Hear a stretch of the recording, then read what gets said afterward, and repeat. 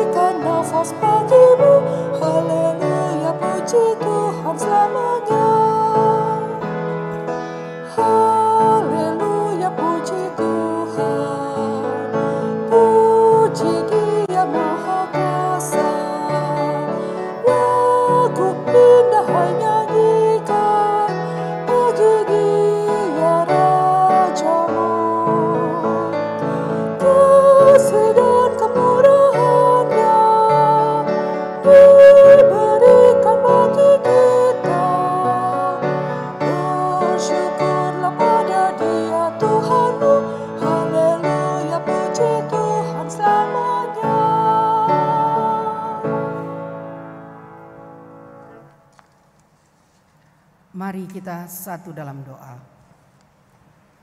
Ya Allah, ya Bapa kami yang ada di surga, terpujilah nama-Mu.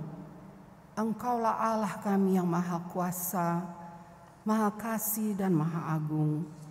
Kepada Engkaulah kami datang pada malam hari ini bersatu hati dengan jemaat-Mu. Kami mengucap syukur Tuhan atas kesehatan dan kemampuan yang Engkau berikan kepada kami, sehingga kami boleh mengikuti ibadah keluarga pada malam hari ini. Bapa, kiranya Engkau berkenan atas ibadah yang kami laksanakan pada malam hari ini. Kami mohon Roh Kudus menguasai tempat dan hati kami masing-masing. Khususnya ya Bapa, kami doakan Ibu Pendeta Marta yang akan membawakan firman buat kami semua di malam hari ini. Dan kiranya firman-Mu boleh tetap ada di dalam hati pikiran kami, menjadi pelita jalan kami. Berkatilah seluruh anggota jemaat yang mau mendengarkan, agar mereka membuka hati dan tetap fokus akan apa yang didengar. Terima kasih Bapa, berbicaralah, karena kami sudah siap untuk mengikuti ibadah di malam hari ini. Bersihkanlah hati pikiran kami, ampunilah dosa kami, dan kami boleh mengikuti dengan sungguh-sungguh akan ibadah kami di malam hari ini. Kiranya berkenanlah ya Tuhan atas doa dan permohonan kami yang kami naikkan hanya di dalam nama Yesus Kristus, Tuhan dan Juru Selamat kami. Amin.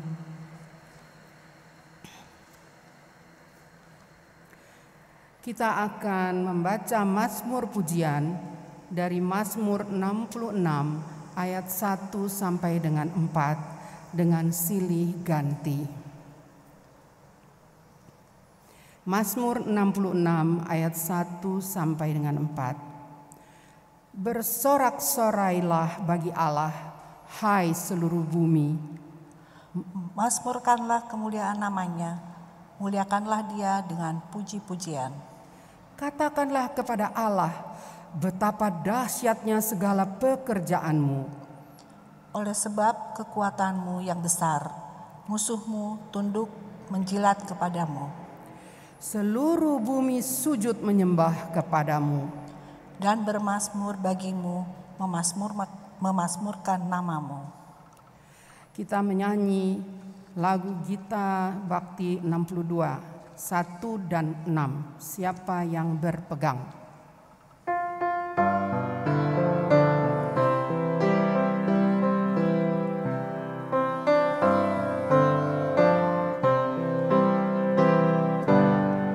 Siapa yang berpegang pada sabda Tuhan dan setia mematuhinya, hidupnya mulia dalam cahaya bakal bersekutu dengan Tuhannya.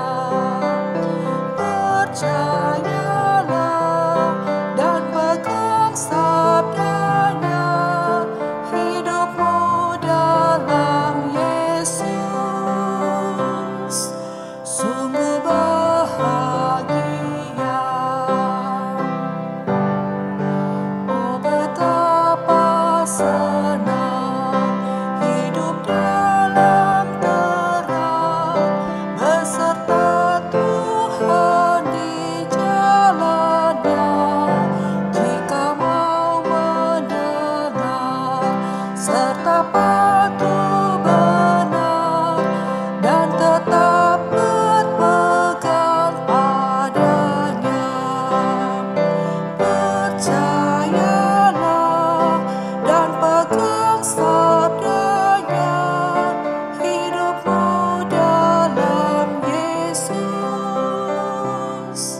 sungguh bahagia.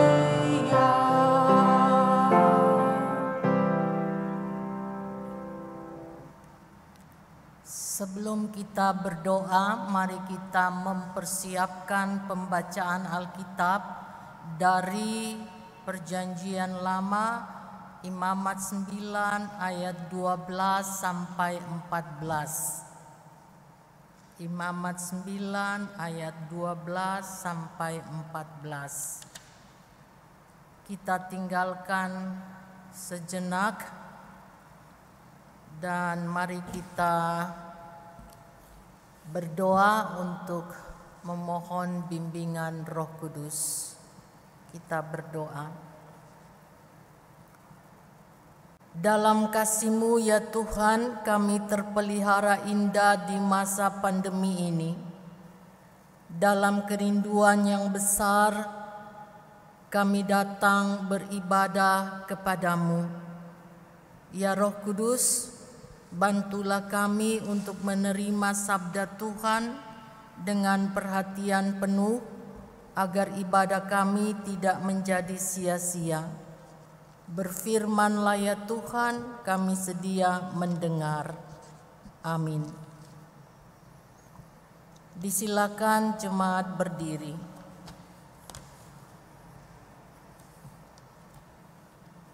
Marilah kita membaca Alkitab dari Imamat 9 ayat 12 sampai dengan 24. Imamat 9 ayat 12 sampai 24 firman-Nya sebagai berikut.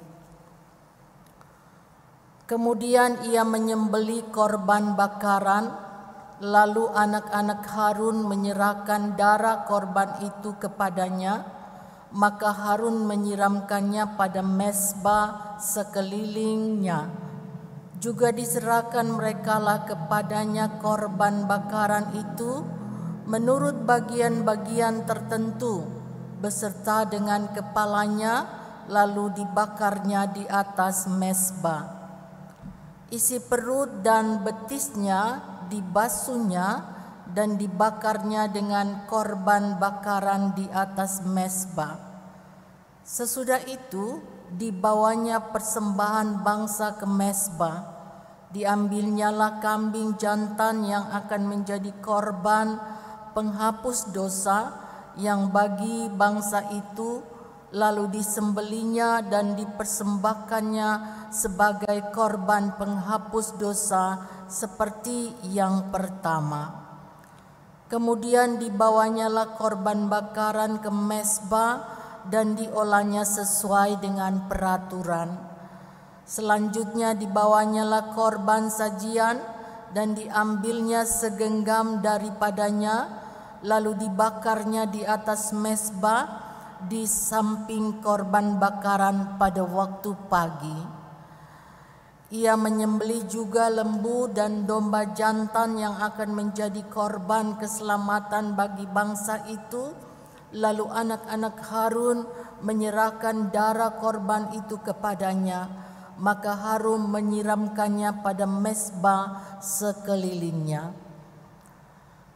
Tetapi segala lemak dari lembu, dari domba jantan itu, yakni ekor yang berlemak, lemak yang menutupi isi perut, buah pinggang, dan umbai hati, segala lemak itu diletakkan mereka di atas dada kedua korban itu. Lalu Harun membakar segala lemak itu di atas mezbah. Dada dan paha kanan itu dipersembahkan Harun sebagai persembahan unjukan di hadapan Tuhan, seperti yang diperintahkan Musa. Harun mengangkat kedua tangannya atas bangsa itu, lalu memberkati mereka. Kemudian turunlah ia setelah mempersembahkan korban penghapus dosa, korban bakaran, dan korban keselamatan. Masuklah Musa dan Harun ke dalam kemah pertemuan. Setelah keluar, mereka memberkati bangsa itu. Lalu tampaklah kemuliaan Tuhan kepada segenap bangsa itu. Dan keluarlah api dari hadapan Tuhan, lalu menghanguskan korban bakaran dan segala lemak di atas mezbah. Tatkala seluruh bangsa itu melihatnya, bersorak-sorailah mereka, lalu sujud menyembah. Demikianlah firman Tuhan, terpujilah Yesus Kristus, haleluya.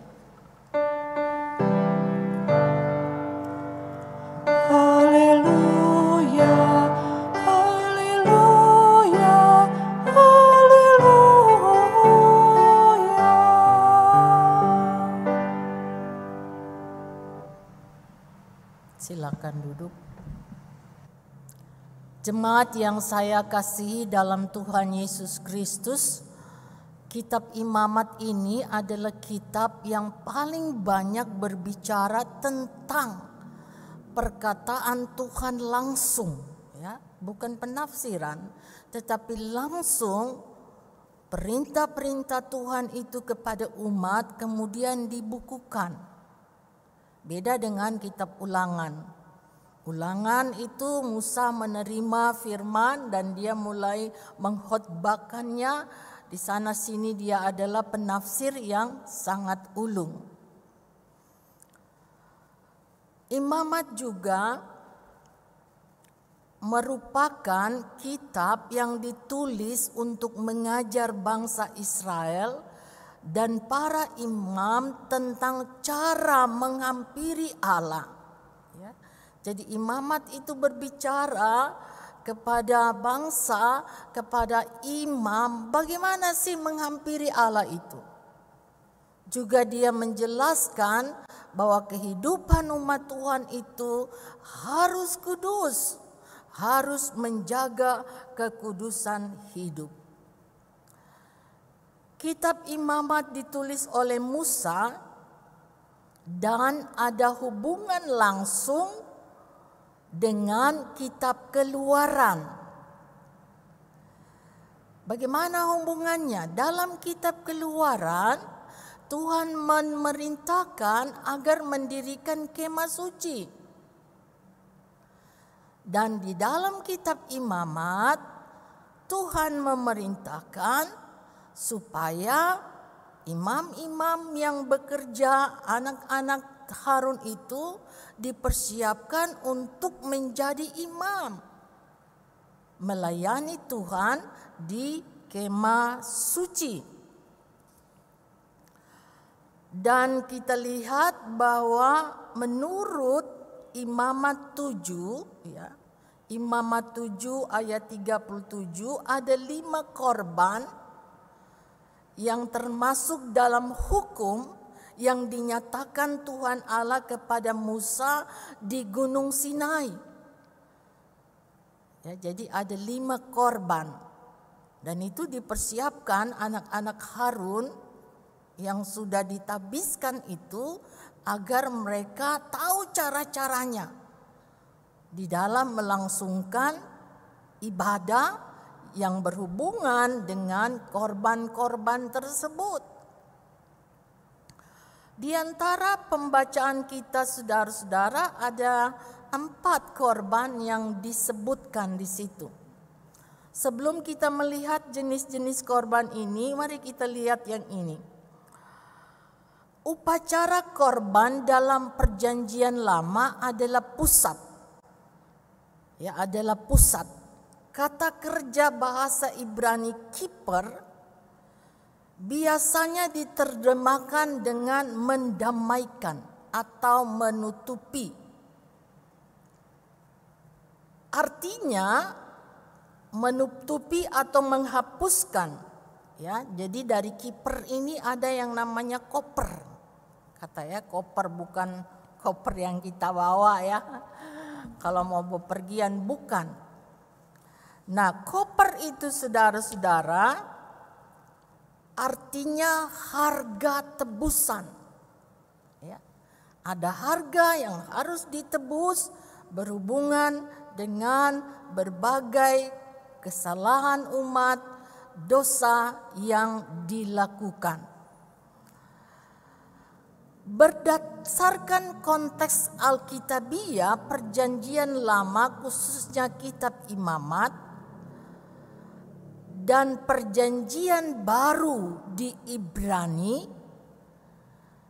itu ada hubungan yang sangat erat, ya, berbicara tentang korban dan harga tebusan.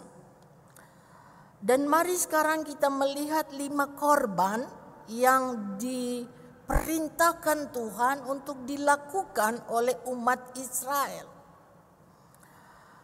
Yang pertama adalah korban bakaran. Ada di Imamat 6 ayat 12 sampai 13 dikatakan begini. Api yang di atas mezbah itu harus dijaga supaya terus menyala, jangan dibiarkan padam. Tiap-tiap pagi imam harus menaruh kayu di atas mezbah, mengatur korban bakaran di atasnya dan membakar segala lemak korban keselamatan di sana. Harus dijaga supaya api tetap menyala di atas mezbah, janganlah dibiarkan padam. Ya. Jadi saudara membayangkan di atas mezbah itu api terus bernyala 24 jam. Ya. Dia bernyala. Ini adalah simbol pengertian bahwa umat seharusnya sudah binasa. Korban bakaran juga sekaligus menjadi pernyataan syukur karena telah diperdamaikan kembali dengan Allah. Yang kedua, korban sajian. Korban ini dipersembahkan setelah umat mendapatkan hasil dari kerja mereka. Korban sajian.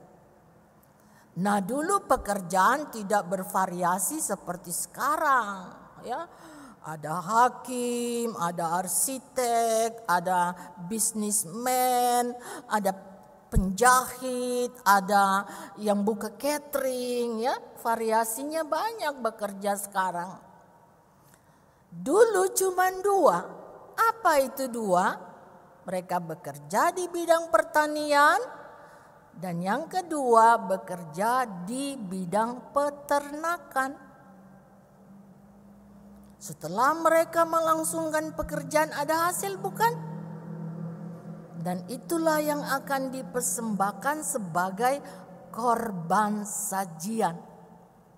1/10 dari hasil kerja yang terbaik diberikan kepada Tuhan sebagai korban sajian.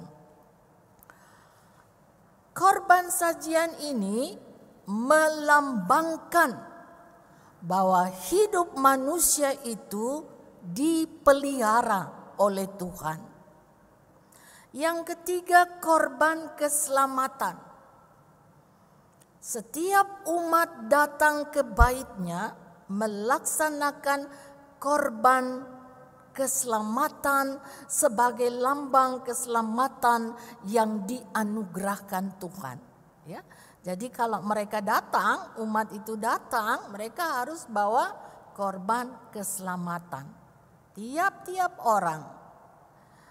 Yang keempat adalah korban penghapus dosa, dan yang kelima adalah korban penebus salah. Ada bedanya enggak ya ini? 2 korban ini mirip-mirip ya, tapi berbeda. Korban penghapus dosa ini umat harus melakukannya jika ia sudah berbuat dosa. Ya. Jika umat sudah berbuat dosa, dia menyadari kesalahannya dan ia akan datang kepada Tuhan membawa korban penghapus dosa agar Tuhan mengampuni. Sedangkan korban penebus salah adalah perbuatan yang dilakukan oleh umat secara tidak sengaja. Ya, secara tidak sengaja dia melakukan kesalahan, dia harus datang dengan membawa korban penebus salah.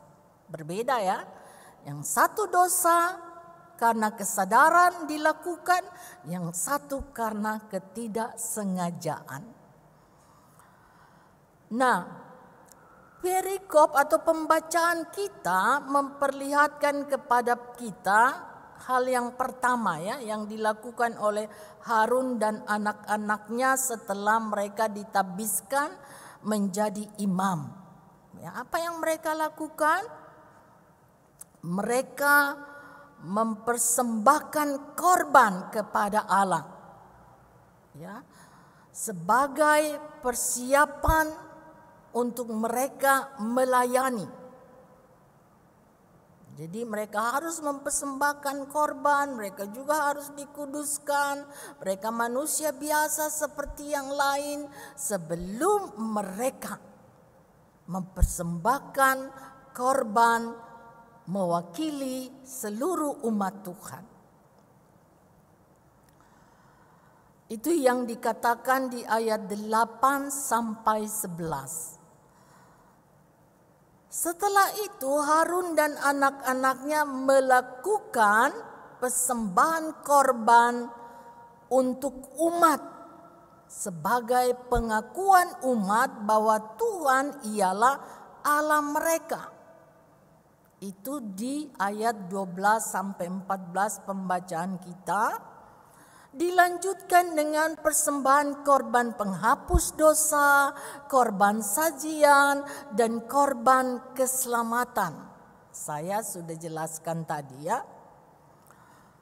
Utamanya untuk korban sajian dan keselamatan itu merupakan bentuk ucapan syukur umat atas pemeliharaan Tuhan dan atas pengampunan yang Tuhan berikan kepada umat. Saudara-saudara, saat Musa dan Harun serta anak-anaknya memberkati umat dengan berbagai persembahan korban tersebut, ya, mereka bawa persembahan umat, lalu mereka memberkati, dan ternyata saudara-saudara, apa yang dilakukan oleh Harun dan anak-anaknya itu berkenan kepada Tuhan. Ya. Di mana kita bisa tahu bahwa apa yang dilakukan imam-imam muda itu, apa yang dilakukan oleh umat Tuhan itu sungguh berkenan kepada Tuhan? Kita bisa melihat itu dengan api yang membakar korban yang mereka bawa. Api itu bukan api yang dibuat oleh manusia loh. Ya. Api itu benar-benar api dari Tuhan membakar semua korban yang mereka sudah persiapkan. Ini luar biasa, ini ajaib. Ya. Mereka bisa melihat bagaimana kemuliaan Tuhan itu hadir. Bukan hanya dilihat oleh para imam, oleh seluruh umat Tuhan yang ada pada saat itu. Mereka melihat kemuliaan Tuhan di dalam ibadah korban yang mereka langsungkan. Luar biasa. Saudara-saudara yang saya kasihi dalam Tuhan Yesus Kristus, lalu apa pentingnya firman Tuhan ini bagi kita? Yang pertama, pernah enggak saudara bertanya, kenapa ya saya sering melakukan kesalahan sengaja atau tidak disengaja?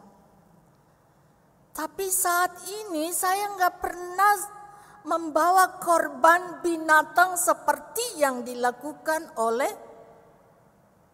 umat dalam perjanjian lama. Kenapa ya?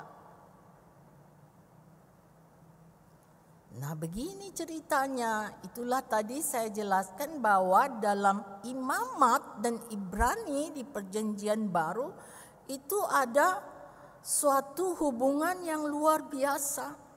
Bahwa apa yang dilakukan oleh umat dalam perjanjian lama, persembahan korban itu hanya bayangan.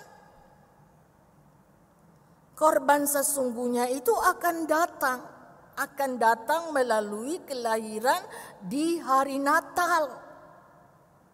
Ya, kita nanti akan masuk Minggu Advent.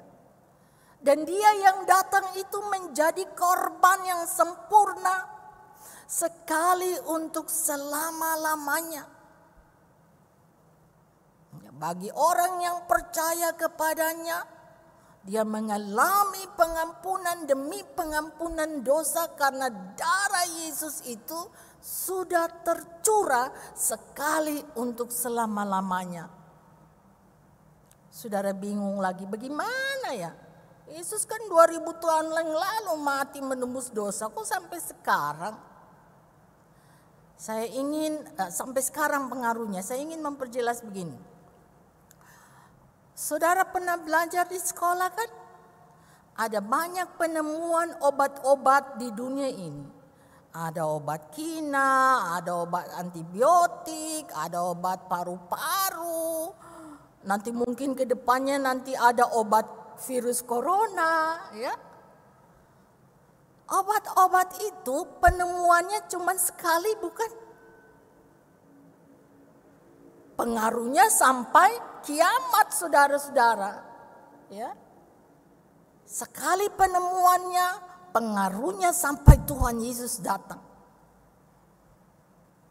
Memberkati orang-orang yang meminum itu dengan tubuh yang kembali dipulihkan. Itulah yang dikerjakan oleh Allah dalam diri Yesus Kristus. Sekali untuk selama-lamanya, tidak akan ada korban darah-darah yang mengalir lagi. Apalagi korban binatang tidak akan ada lagi. Karena Yesus sudah menjadi korban pendamaian itu. Korban penebus salah itu. Dan pengaruhnya itu saudara-saudara sampai Tuhan Yesus datang kembali. Setiap orang yang datang kepada Yesus, dia akan diampuni dosanya. Dia akan mengalami pengampunan dosa setiap hari. Karena kasih karunia Allah itu. Mengetahui hal itu lalu apa yang menjadi respon saudara, respon kita? Ya tidak lain kita bersyukur dan bersyukur. Kita datang kepada Tuhan juga dengan persembahan-persembahan yang terbaik. Itu yang harus kita lakukan. Yang kedua, firman ini mau mengajarkan kepada kita. Kalau saudara orang yang bekerja di kantor di mana saja, bekerjalah sedemikian rupa dengan baik dan bertanggung jawab. Seperti Harun dan anak-anaknya. Kalau saudara adalah pelajar, mahasiswa-mahasiswi, belajarlah dengan baik secara bertanggung jawab. Kalau saudara termasuk kaum Lewi yang melayani Tuhan di gereja, melayanilah dengan baik dan bertanggung jawab. Supaya apa saudara-saudara? Supaya kemuliaan Tuhan itu hadir di hidup saudara. Supaya orang lain melihat. Orang yang di sana melihat kemuliaan Allah di dalam diri saudara. Ketika mereka melihat kemuliaan Allah di dalam diri saudara, bisa jadi mereka akan bertobat. Mereka akan ikut memuliakan Allah. Mereka akan datang mendekat kepada Allah. Itu dampak dari ketika seseorang hidup, bekerja, melayani secara bertanggung jawab, maka kemuliaan Allah itu akan turun di dalam kehidupannya dan akan dilihat oleh dunia ini. Gak usah ngomong sebenarnya, ya. Gak usah banyak bicara. Tetapi ketika orang melihat kemuliaan Allah, mereka akan sangat tertarik. Mereka akan sangat terpesona. Dan mereka akan mengambil langkah-langkah untuk mendekat kepada Tuhan. Untuk berusaha menikmati agar kehidupan mereka juga dipenuhi dengan kemuliaan Tuhan. Amin.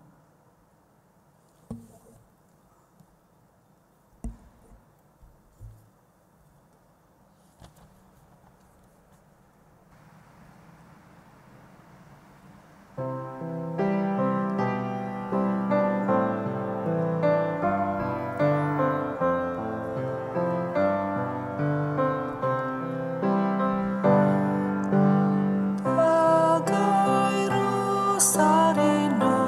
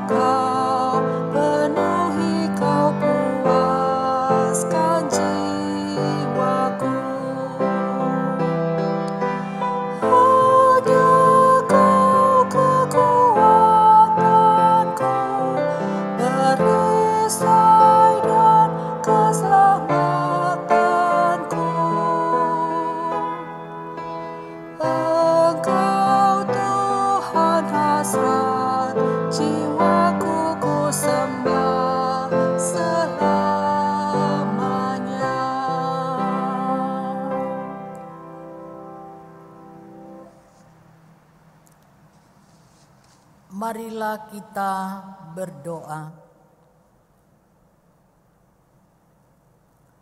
Dengan kerendahan hati kami datang kepadamu ya Tuhan Allah kami.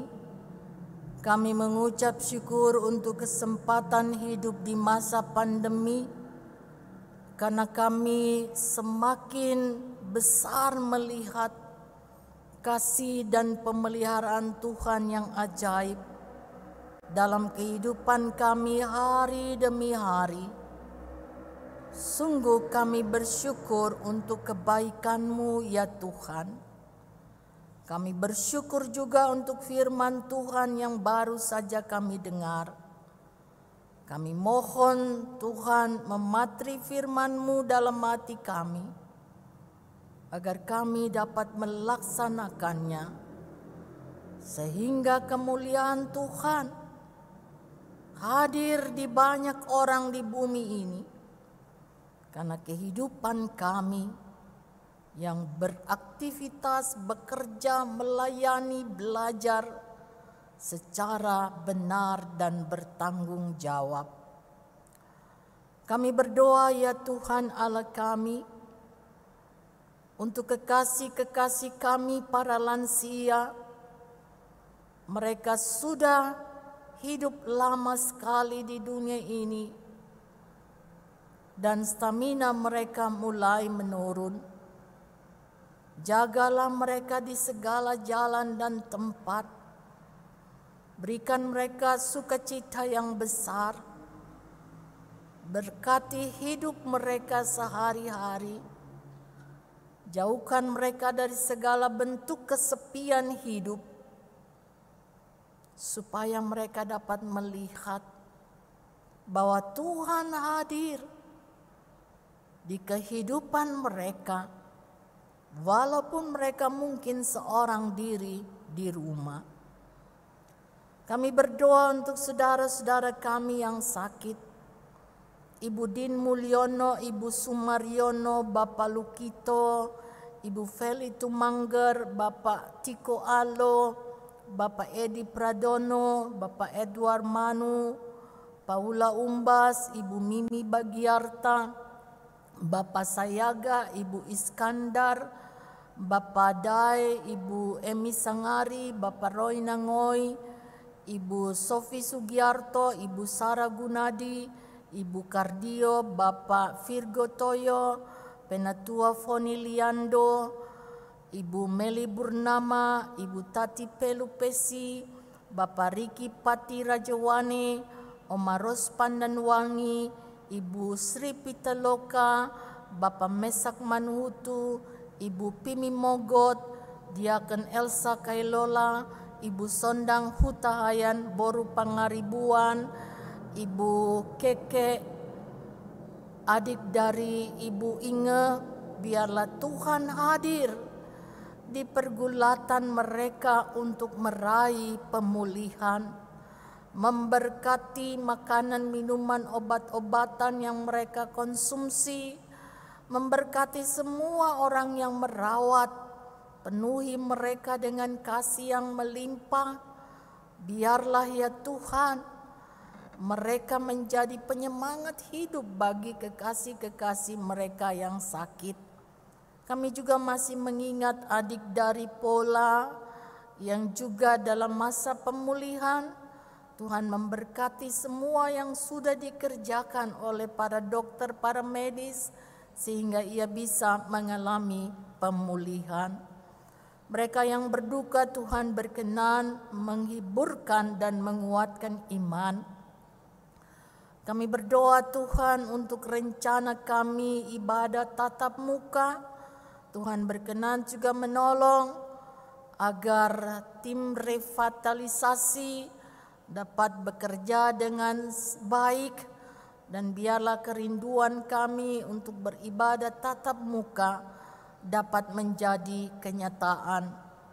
Kami akan memasuki pekan Minggu Advent mendatang ya Tuhan. Biarlah Tuhan juga menolong agar kami dapat mempersiapkan diri dengan baik. Ya Bapa yang di sorga, kami mendoakan pemerintah bangsa kami Indonesia. Tuhan berkenan juga memberikan kemampuan agar mereka dapat bekerja sama dengan baik, presiden, wakil presiden, para menteri. Mereka bergandengan tangan erat Tuhan untuk mengatasi masalah-masalah bangsa, utamanya masalah pandemi. Para dokter, perawat di mana saja mereka berada, Tuhan juga hadir memberikan kekuatan kepada mereka, memampukan mereka untuk bekerja dengan baik. Semua yang terdampak COVID-19, mereka yang terbaring sakit, yang sedang isolasi mandiri atau di Wisma Atlet atau di mana saja, Tuhan berkenan juga menyemangati mereka, memberkati segala usaha penyembuhan yang dilakukan.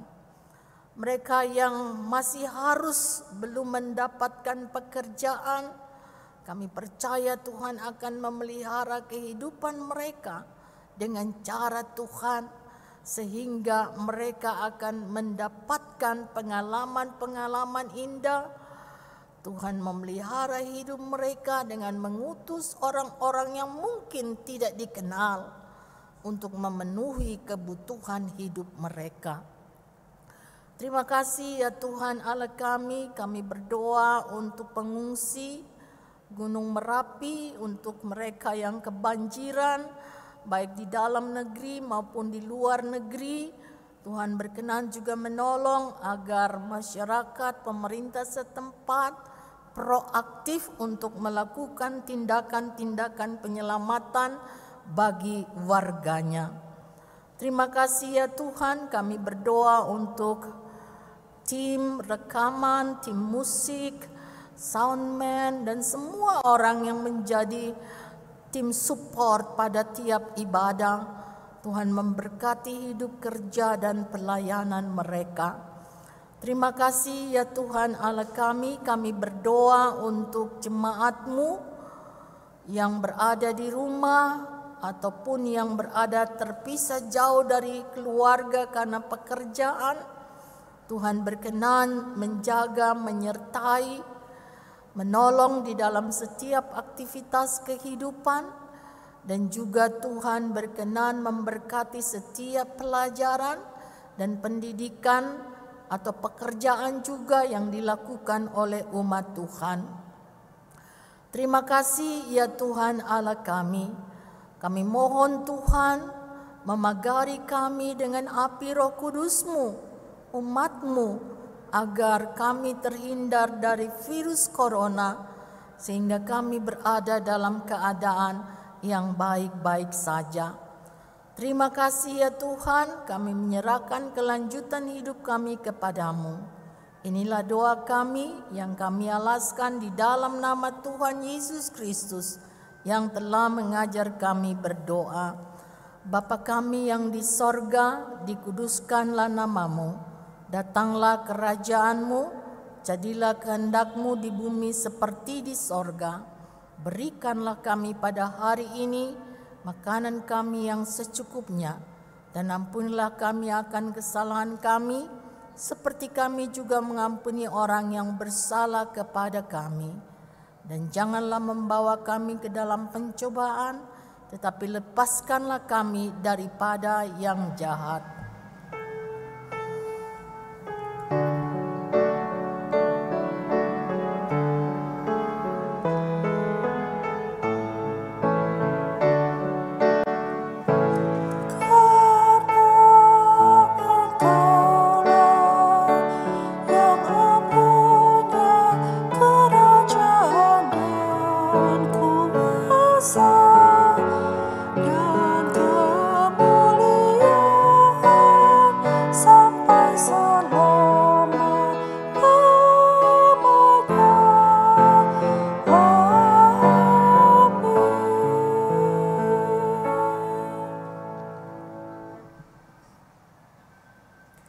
Jemaat, marilah kita mengucap syukur kepada Tuhan dengan memberi persembahan kepadanya. Amsal 11 ayat 24-25 menyatakan, Ada yang menyebar harta tetapi bertambah kaya. Ada yang menghemat secara luar biasa namun selalu berkekurangan. Siapa banyak memberi berkat, diberi kelimpahan. Siapa memberi minum, ia sendiri akan diberi minum. Kolekte yang terkumpul dapat disetorkan ke Bank Mandiri Giro Jemaat seperti yang tertera di layar kita, atau dapat dimasukkan ke dalam amplop dan diserahkan ke kas jemaat jika kondisi sudah memungkinkan, dikoordinasikan dengan Korsek. Tuhan memberkati saudara dan persembahan saudara. Kita menyanyi di Gita Bakti 83 ayat 1 sampai dengan 3. Marilah mengucap syukur.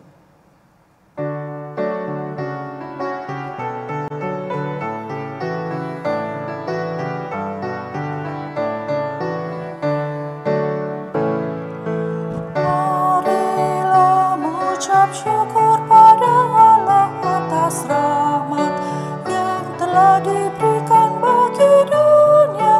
Kristuslah berkorban bagi umat manusia.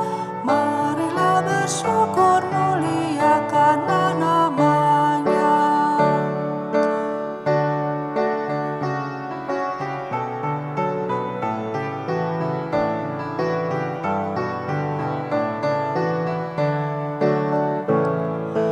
Mari bawa persembahan dengan hati sukacita.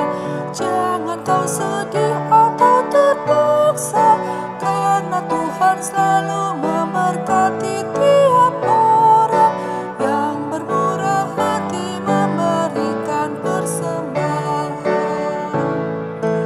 Oh, betapa kasih Tuhan bagi kita sungguh nyata.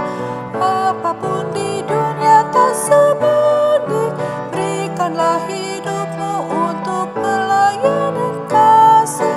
Itu persembahan yang sejati bagi Dia. Mari kita mendoakan persembahan syukur ini. Ya Tuhan Yesus, kami mengucap syukur atas persekutuan yang indah ini. Kami boleh memberikan persembahan kepadamu. Berkati serta pakailah persembahan ini sebagai alat kesaksian dan pelayanan dalam persekutuan kami. Dalam nama Tuhan Yesus sumber berkat, kami berdoa kepada Bapa di sorga. Amin. Jemaat, kita akan mengakhiri ibadah keluarga malam hari ini. Disilakan berdiri. Jemaat, Tuhan masih mengizinkan kita hidup di masa pandemi. Karena itu andalkan Yesus Tuhan kita dalam melangsungkan aktivitas hidup, kerja, dan pendidikan kita, supaya kemuliaan Allah hadir terus di tengah-tengah kehidupan kita.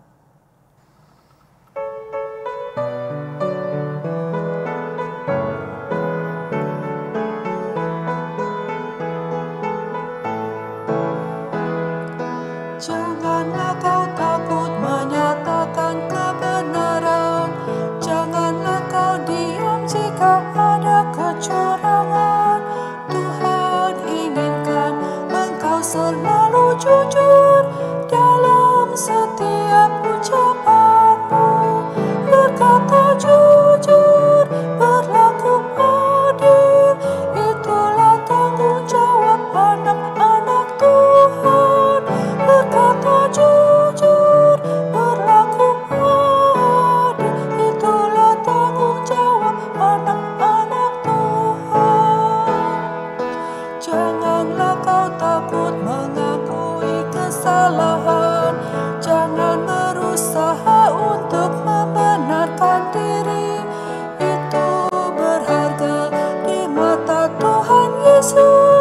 juga di mata sesamamu. Berkata jujur, berlaku adil, itulah tanggung jawab anak-anak Tuhan. Berkata jujur, berlaku adil, itulah tanggung jawab anak-anak Tuhan.